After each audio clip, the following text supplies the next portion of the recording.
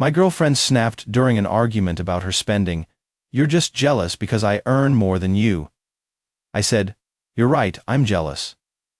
Then I showed her my hidden bank account. The balance shifted her perspective. I'm Jake, 28, male, and I should have seen this coming when Elise started tracking our restaurant bills to ensure I paid my fair share, despite her earning twice my salary.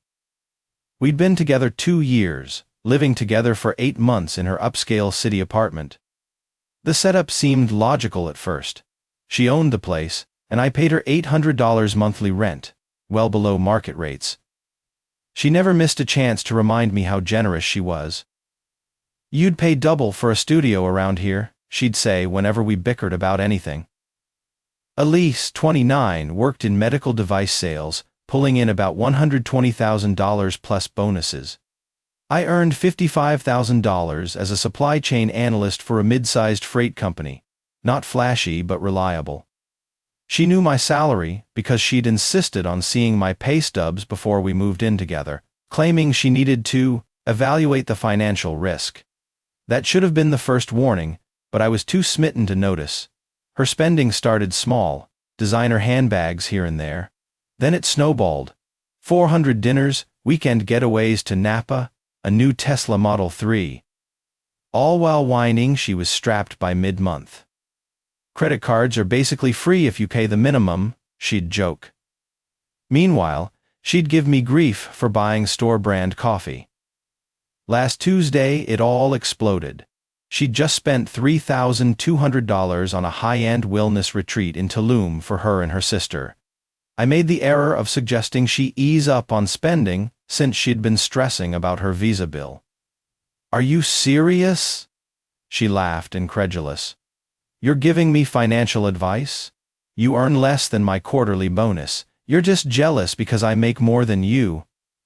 "You're right," I said, voice steady. "I'm jealous." She looked triumphant. "At least you can admit it. Focus on your own career instead of tracking my money." That's when I opened my phone and logged into my other account. The one I'd never mentioned. The one with $267,000 sitting in index funds and ETFs. See, Elise didn't know my grandfather owned a few rental properties. Nothing grand, his 3 units bought in the 80s. When he died 5 years ago, he left them to me. I sold 2 and kept 1 as a rental. After taxes and setting aside funds for management, I'd netted about $180,000 from the sales. The rental brought in $2,100 monthly after expenses. I'd lived frugally for years, investing every spare dollar. Her face cycled through a dozen emotions as she stared at the screen. "What? What is this?" "My investment account," I said simply. "And before you ask, it's all legit. Inherited properties, sold them, invested smartly. Doing this since before we met." "You've been lying to me? This whole time?" "Never lied. You never asked about other assets. You only wanted my pay stubs, remember?" The entitlement surged instantly. "We're building a life together. You should have told me. Do you know how much pressure I've felt thinking I was supporting us?" "Supporting us? I pay rent, buy groceries, cover half our dates. How are you supporting us?" That's when her mask fell completely. "I've been funding your lifestyle, this apartment, our trips, everything. And you've been sitting on $250,000? Your trips, that I paid my share for. And I pay you rent for a room, not half your mortgage. There's a difference." For the next 2 hours, she swung between fury, tears, and odd attempts at making up. Suddenly I was babe again. Not roommate like she'd called me to her friends. But the real shock came the next morning. I woke to find her on her laptop, browsing Redfin. "I found some incredible houses," she declared. "With your down payment and my income for the mortgage, we could get something amazing." "My down payment?" "Well, yeah. I can't break my Tesla lease, but this is perfect, we can upgrade. I'm thinking at least 3,000 square feet, good schools for the future." I just stared. "Elise, we're not buying a house together." "Why are you so selfish? This is what couples do. They combine resources." Like you combined resources when you made me pay rent while telling everyone I was mooching? That struck a nerve. I never said that. Your sister asked me at Christmas if I'd found a better job yet because Elise can't support you forever. Guess where she got that idea? Update 1. Things escalated predictably. After the house talk, Elise went full charm offensive. Suddenly, the perfect girlfriend. Cooked dinner for the first time in ages, overcooked the pasta, but points for trying. Initiated intimacy nightly. Even suggested we discuss our shared financial future. During this talk, she showed me a PowerPoint. Oh, not kidding. Slides about maximizing our joint potential and leveraging assets for growth. She'd calculated how much I'd save on taxes by claiming deductions for our future house. See, it makes sense, she said, flipping through slides about interest rates. With your savings and my income, we're a power couple. Why fight this? Because 3 days ago you called me jealous and broke? I was stressed. My job's intense. I didn't mean it. Then came the guilt trips. Her mom called, odd, since we'd met maybe twice, saying how thrilled she was that Elise found someone stable. Her best friend texted, asking if I'd help Elise pick an engagement ring since she's too shy to mention it. She was running a full campaign. The breaking point came yesterday. I came home to find Elise with a financial planner in my living room rifling through my mail. What the hell? Babe, perfect timing. This is Connor from Capital Advisors. I thought we should get expert advice on merging our finances. Connor looked uneasy. Elise said you were delayed but approved this meeting. I approve nothing. You need to leave. Elise tried to smooth it over. Don't be rude. Connor came all this way. Connor can bill you. Get out of my home. After Connor practically bolted, Elise lost it. Your home? I own this place. And I pay rent, making me a tenant with rights. Going through my mail is a federal offense, by the way. You're being absurd. I'm trying to help us. No, you're helping yourself to my money. Pack your things. We're done. Excuse me? We're done. You've got no respect for boundaries for me or for federal law. Head out by month's end, per our rental agreement. Until then, I'm in the second bedroom. Touch my mail again, and I'm calling the police. She laughed. Actually laughed. You're dumping me because I want to plan our future? Good luck finding someone who'll deal with your trust issues. And good luck finding a place this nice for $800. Already signed a lease. Turns out, with great credit and assets, landlords love you. Her confidence flipped to panic. You? You found a place already? When? Last week, while you were in Tulum, spending 3 months of my rent on yoga and smoothies. That's when the real Elise emerged, the one her colleagues probably see when someone snags her deal. You spiteful jerk. You've been planning this while sleeping in my bed? The bed I've been paying to sleep in? That one? She threw a mug at the wall, missed me by a mile but made a mess. You think you're so clever with your secret money? You're nothing. I made you look respectable. My friends think you're a loser. Your friends believe what you tell them. And since you've been lying about supporting me, what does that say about you? She started grabbing my stuff, tossing it into the hall. Joke's on her. I'd already moved anything valuable to my friend's place. She was throwing out old socks and cheap chargers. Get out. Get out now. Legally, you need to give me 30 days' notice. I have tenant rights. The look on her face when she realized I was right? Deeply satisfying. I'll make your life hell. Cool. I'll document everything for the restraining order. She slammed her bedroom door so hard a frame fell off the wall. I went to the second bedroom, locked the door, and started recording on my phone, just in case. Within an hour, she was blowing up my phone from her room. 82 texts, from "I'm sorry" to "You're a pathetic loser" to "We can fix this" to "I'll sue you for emotional distress." Then came the PayPal requests. $400 for emotional damage. $800 for last month's rent. $50 for utility overages. $3,200 for half the Tulum retreat since we're a couple. I screenshot everything and declined them all. Around midnight I heard her on the phone, sobbing about how I'd financially abused her by hiding assets. The delusion was unreal. Update 2. The last few days have been a learning experience. Good thing I documented everything. Elise went from zero to unhinged fast, but in the dumbest ways. First, she tried changing the locks. Came home to find my key didn't work. The locksmith was still there, and I showed him my lease agreement and ID. He looked at Elise and said, "Ma'am, you can't lock out a legal tenant. I have to give him the new key." She argued, but he wasn't budging. "Look, I don't want a lawsuit. Here's your key, sir." He handed it over while Elise stood there, fuming. Then came the utility wars. She cut off the Wi-Fi, changed streaming passwords, and, accidentally, shut off the hot water. Joke's on her. I've got unlimited data and a gym membership. Cold showers weren't fun, but I documented it all and filed a complaint with the tenant board. But here's where she really messed up. Remember Connor, the financial planner? Elise gave him my personal info, social security number and all, from the mail she rifled through. Connor ran a credit check without my consent to prepare investment plans. That's identity theft. His firm doesn't mess around with liability. I reported it, and their compliance team called me.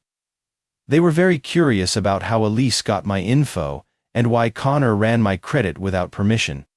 It could cost him his license. Connor threw Elise under the bus immediately, sharing an email where she claimed I was her fiancé with power of attorney. Hilarious. She'd even forged documents. While this unfolded, Elise was spinning a different tale online. Posted about discovering her boyfriend was a secret millionaire who'd been exploiting her generosity. Her friends ate it up, commenting about financial abuse and gaslighting, until I posted my reply. A simple screenshot of our texts where she admitted lying to her friends about supporting me, plus her PayPal requests for emotional damage. Tagged her with, "Odd how I was exploiting you while paying rent and half of everything." Also, $267,000 isn't $1 million, but math's not your strength. She deleted her post in an hour, but the damage was done. Her sister messaged me privately. "I knew something was off when she said you were broke, but somehow paid for Mally last year. Sorry she's like this." Then came the work drama. Elise thought she was clever, calling my employer to say I was unstable and hiding potentially shady assets. She didn't know my boss's sister is a tenant lawyer.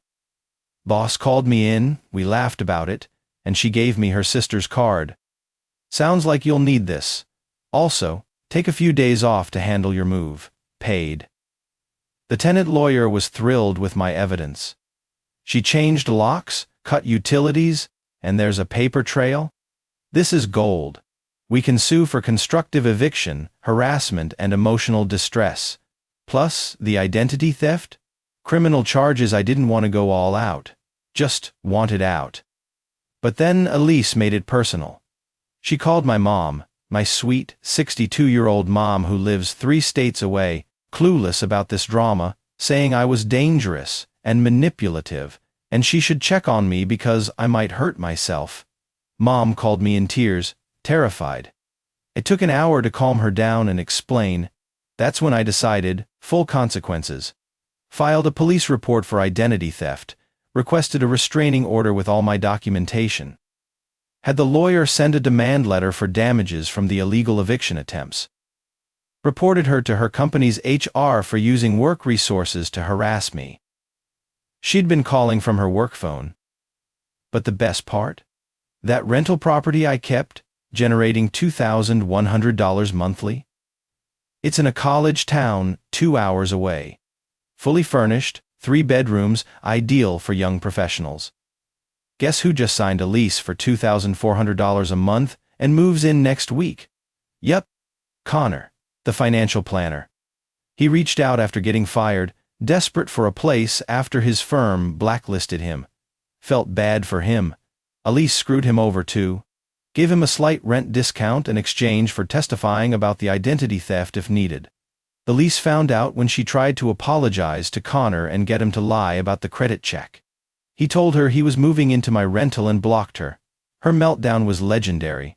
67 missed calls in 3 hours. Voicemails from screaming to sobbing to threatening to expose me. Expose what? That I own property and don't tolerate nonsense? Oh no, my reputation. Final update. Moved out yesterday. The last 2 weeks were enlightening. The identity theft charges are proceeding. The DA's office is particularly interested because forging power of attorney documents is a felony. Elise's lawyer told her to stop contacting me. Did she? Of course not. She tried one last play, showing up at my work with a box of my stuff, mostly junk I'd left behind, crying about how sorry she was. Security didn't let her in. Boss had preemptively banned her, so she stood outside for 2 hours. My co-worker Sam recorded it from the window. She put on a full show, tears, wailing, even dropped to her knees. Then, when no one came out, she stood up, calm as anything, and made a call. Sam caught her saying, "He's not coming out."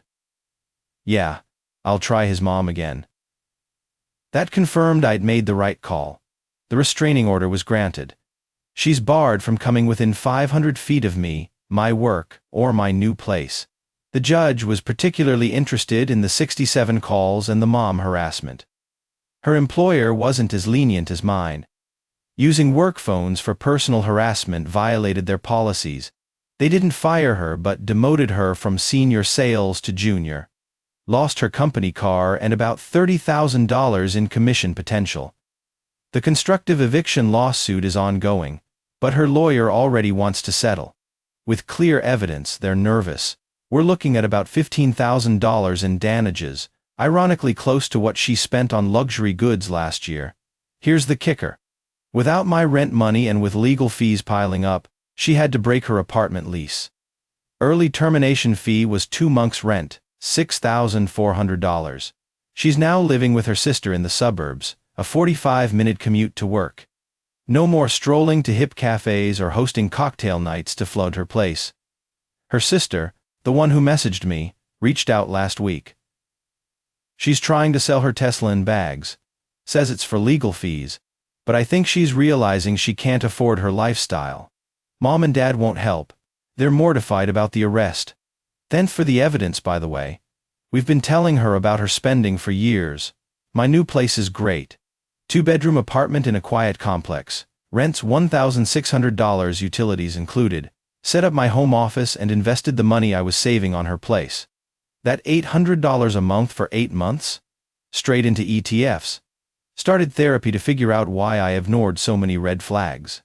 Turns out, when someone makes you split the bill to the penny on a first date, you should pay attention. The rental property's thriving. Connor's a great tenant. Even fixed a leaky faucet himself. Sent me a photo of him barbecuing on the back porch with a thumbs up. Guy's bouncing back fast. Already landed a job at a bank.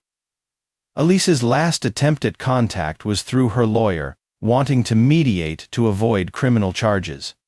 My lawyer's response: "No. And here's a bill for making me read this." Her social media's private now, but mutual friends say she's posting quotes about surviving financial abuse and overcoming toxic relationships. The comments are brutal. Turns out lying about your ex being broke while spending his rent on handbags doesn't add up. The funniest part? She's telling people I trapped her by hiding my wealth. Like, girl, your spending was reckless when you thought I was broke. My money wasn't the issue. Lessons learned. When someone shows they're materialistic and entitled, believe them. Document everything. Tenant rights are strong if you know them. Never let anyone touch your mail. If someone's love hinges on your bank account, that's not love. Oh, and that $267,000? It's now $271,000, thanks to the market. Turns out, living frugally and investing beats blowing cash on yoga retreats. To anyone facing financial manipulation, your money is yours. A true partner respects your boundaries and contributes equally, no matter who earns more. They don't demand your assets while lying about supporting you.